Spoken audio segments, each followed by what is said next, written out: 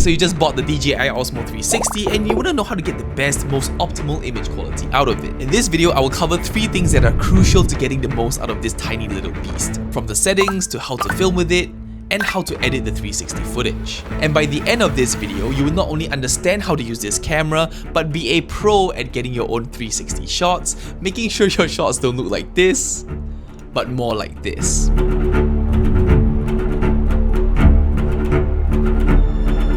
Alright, let's get started. Alright, let's get to know our camera settings a little bit first. On the left side over here, this is how we access our modes. Right now, I am shooting in panoramic video and it is recording every single thing. Now, you can also switch to single lens mode, which is very interesting because this turns your camera into an action camera. As you can see, right now it is no longer a 360 image, but you can cycle through the rear camera and the front-facing camera. So that's me, I'm over there on the front-facing camera, and just by clicking this button, it switches back to the rear-facing camera. This single lens mode caps out at 5K 60 frames per second. The 360 mode caps out at 8K 50 frames per second. So I recommend keeping your resolution at 8K 50 frames per second simply because you are recording 4K on both lenses. You want as much resolution as possible because when you're shooting 360, you're shooting everything. And over here we have sort of the field of view. We have ultra wide, standard, DWAP, and the wide. Usually I just keep it at standard because at the end of the day, it doesn't really matter. You can change the focal view later on in editing as well. Okay, so the next one is this one over here. This is just basically to switch to back and front. And by clicking over here, while you're in 360 mode, it also does the same exact thing. This over here is your gallery. So whatever photos and videos that you have taken will be over here. Now as you can see right here, the Pro mode is not turned on yet. This is basically all your camera settings, and let's just turn this on. And right now you have so many more features that you can play around with, and the exposure is at auto. I am not a fan of auto, so I usually go to manual, 100 to 12,800. So you're allowing the camera to sort of go to the max if it's in a really dark scenario, but you can also cap it out at 1,600 for example. But for me, I just usually manually set my ISO. So if you scroll all the way down, you have the ISO settings over here. So right now in my room, I think 3200 makes the most sense. Next up is the white balance. Do not keep it at auto white balance. I switch to manual white balance. Usually I keep it at 5600 because that is the most neutral one. Daylight, right? And over here on the color tab, right now it's shooting in normal 10-bit. What you want to do is switch to D-Lock M 10-bit. And as you can see, color recovery is off. So look at the colors over here. It went from a vibrant blue to now a more muted blue. Everything that you're seeing is in D-Lock M, so it's a lot more muted than before. Now it's important to turn on this color recovery over here. So as you can see, it basically puts the colors back for you to simply monitor. So it's not actually filming in this color recovery mode. It is just putting a filter on top of this to sort of let you monitor everything. Now the next thing I want to talk about is audio. What you can do is turn on the wireless microphone settings over here. So right now I have the DJI Mic 2 and all you gotta do is turn it on and long press onto the record button over here until this part turns blue. And there we go. Now it is blue, and that means that it is pairing, and oh, there we go. And you can just record your vlogs using this as your microphone. Alright, and that's about it. You can now just press on the button over here, and it starts recording your 360 videos. Alright, now let's talk about the Osmo 360. I'll share with you some short ideas and how you can film them for yourself. Okay, first up, let's talk about accessories first. This is the 120cm selfie stick that DJI actually provides. You can actually just screw it on. It is relatively long, so this is very useful to just toss in your backpack. But the ones that I prefer using is this one over here. This is a 3-meter long one. It's not by DJI. DJI has their own one, but I didn't get that. I got the Insta360 one over here. Basically, this one can extend up to 3 meters long, and that is absolutely crazy. So what happens is you extend the front part out first, and then you can see literally how far it goes. And the fake drone shots that you see online, it's using this one, the long extension rod. But my favorite one by far is this one. This is a third-party one from AliExpress that I bought. I attached the Osmo quick release sort of plate over here. Very similar to the 120cm one, 90cm if I'm not wrong. So it is still a very decent length, but the secret trick that this has is this. It pops off and open up into a tripod like this. One really important thing to take note of when you're shooting 360 videos, and especially when you're shooting like a selfie sort of version like that, is that you would be very tempted to pivot the camera like this to sort of get yourself in frame. Do not do that. That is one major mistake that I see a lot of people doing, unless you're shooting in single lens mode. Because if you're shooting in 360 mode, what happens is that this stick now exits the stitching point, which is over here. So there is a stitching point, which is whatever that is in between both the lenses. It's right in the center over here. So by doing this, you're introducing the stick into the frame, and so in your 360 videos, you're actually able to see the stick, and it doesn't look very good. And yeah, just avoid that. Keep it straight like this and just hold it up like that. Okay, now let's talk about a few shot ideas. The first shot idea is to not hold your hand out like this as you're filming. So what you can do is basically rest your hands on your hips like that and sort of curl your hands in a way that makes it look a little bit more natural, like this. Put your hand like this, or sort of place it into your pocket so it looks like you're just chilling with two hands like that. It creates a very natural looking image where it seems as if there's a third person filming you while you're just standing still and admiring the scenery. Another really creative shot is to use this 3-meter long selfie stick and extend it all the way out and rest it on your lap over here, and with your other hand hold it on, resting onto the platform that you're at. So as you're holding it on the ledge like this, just open up your palms, open up 3 fingers so it looks as if like your palms are just resting. And what happens is that you get a really cool perspective shot where it seems as if there is a drone filming you and the other person beside you.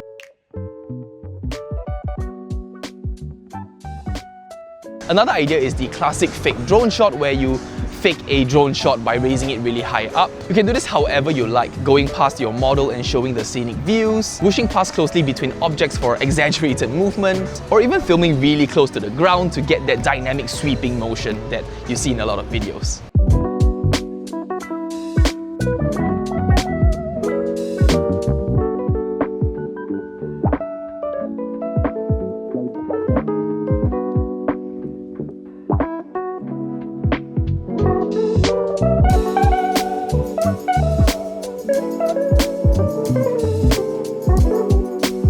Another idea is to actually hold it over your shoulder like this, creating this sort of fake tracking POV shot.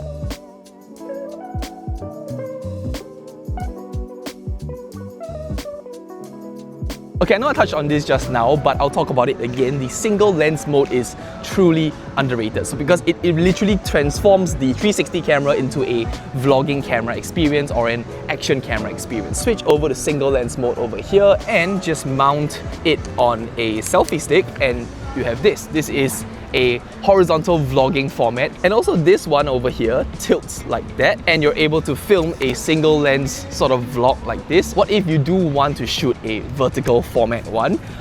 Then you don't have a mounting point on the side over here to flip it over like this, and that is why this accessory comes in handy. This is a cage for the Osmo 360 by Tilta.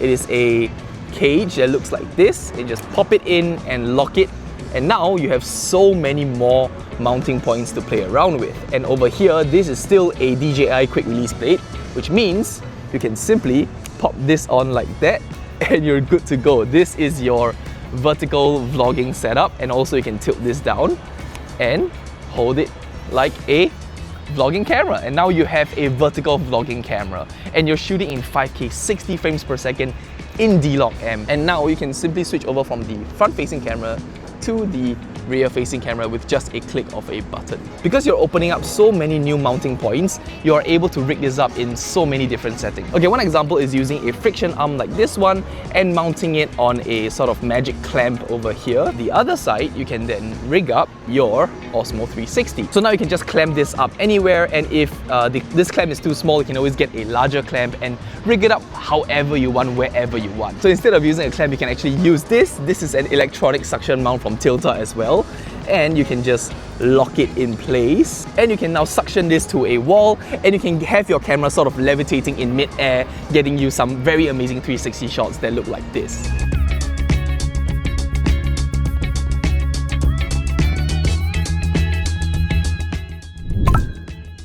Alright, let's talk about editing the footages that we got from the Osmo 360. Now, there are a few ways to do this, but my favorite way is to use a smartphone. First of all, you're going to download the DJI Mimo app, and it should look like this once you open it up. And it'll ask you to connect to your Osmo 360 and join. Alright, so now you can see all of your shots, and let's say just edit one of them. And as you can see, it's in 9:16. You could also switch to 16:9, but just for demonstration purposes, I'll do 9:16 so you can see more of the footage. And this is the fake drone shot that I was trying to do just now. Scrub all the way to the part that you want, and let's say over here. And this is the part where you can trim. So click on the trim button and simply drag all the way to the part that finishes, and this is the part that I want. Now, to animate however you want, you need to use keyframes. So go to the first frame and click on plus keyframe, and now you have one keyframe over here. So we can create one more keyframe somewhere here, and then scrub a few frames forward, create another keyframe, but this time scrub to the both over here. And that is how you animate keyframes. So you know how we shot everything in 10-bit vlog-M? Now you can literally recover your colors by just clicking this button, and look at that! It recovers all of the colors and it looks like a regular normal footage. Once you're done, you can simply export the video and you're good to go. Now, this is just a really quick and simple way to edit your videos, but it is not the most professional way. DJI does have other alternatives, which I will show you right now. Alright, so now we'll be switching over to my MacBook, and as you can see over here, we have all of my good shots, and of course you can't see any of them because these aren't MP4 files, these are 360 files. You need this app called the DJI Studio app, and it's basically DJI's 360 editing app. And we can just drag all of our footages inside the timeline. As you can see, we could just literally move around our frame and see everything. And of course, we could also choose from the different field of views. We'll scrub to the part right before we move, pan it towards us, and create our first keyframe. And right now, let's pan to our second part and create another keyframe. And now we'll just play it back, and you can see this is how our movement looks like. Pretty cool. It's as if someone is panning with a tripod and following us. Now, what's really cool about this is that you can actually choose different keyframe animations. So one I love to use is linear smoothing, and it looks something like this. Oh, it's so much smoother and it doesn't have that robotic movement. You have adjust over here where you could basically do some light color grading and color correction. And you could also do the color recovery thing where it converts into a Rec 709 image. So just thinking, is there any way you can edit your 360 videos in Premiere Pro like a traditional editing setup? And the answer is yes, you could. So what you're gonna do is just search for DJI Reframe, and it's basically a plugin that you can use for Premiere Pro.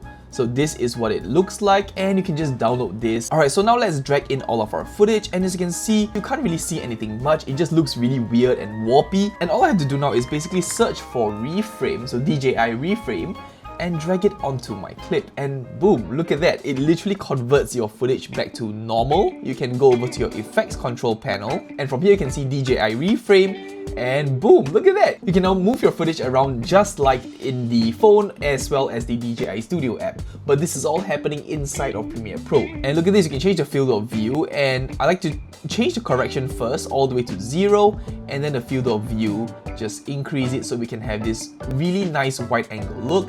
And it works the exact same way. You can start adding keyframes over here, play a few frames forward, and then click on the DJI Reframe, and then just simply pan like this, and it'll automatically create new keyframes for you. And that is how you animate your shots. It is exactly the same as if you were to just keyframe on Premiere Pro for any other effects. Alright, so what I really love about this Premiere Pro workflow is how easy it is to color grade your footage. I'm just going to show you how I do everything. So first of all, go to File, New, Adjustment Layer, and then create your first adjustment layer. And what we need to do is source for the conversion LUT to convert this from D-Log-M to Rec 709.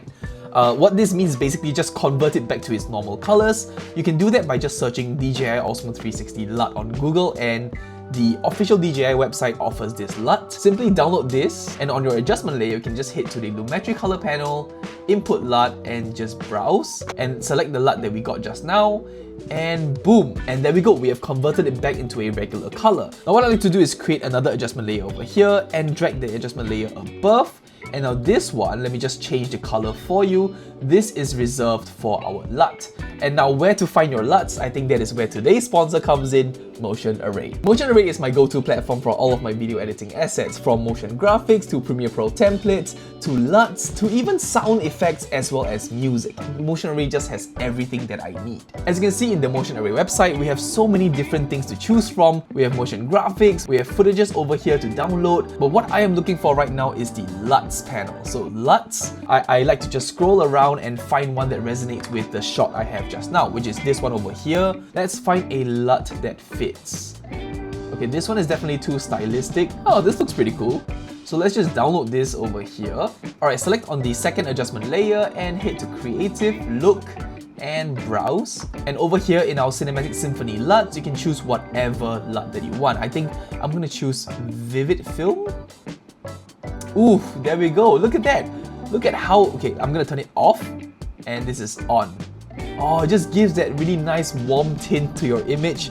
Oh, it looks amazing. Okay, from here you can also adjust the intensity and sort of give more of a stylistic look. And if I want to make any more color adjustments, I can head to the first adjustment layer, and then over here, adjust whatever I want. So in this case, I think increasing the contrast and reducing the highlights, I think would help a lot, and maybe reducing the shadows as well. And that is literally how easy it is to color grade my shots. Okay, but what if you want to download other assets like sound effects, music, or even Premiere Pro templates? In the past, you actually had to go back to motionarray.com and download it from there, but now you can actually download the Motion Array plugin inside of your Premiere Pro. As you can see, we have our tabs over here, and Motion Array is right here.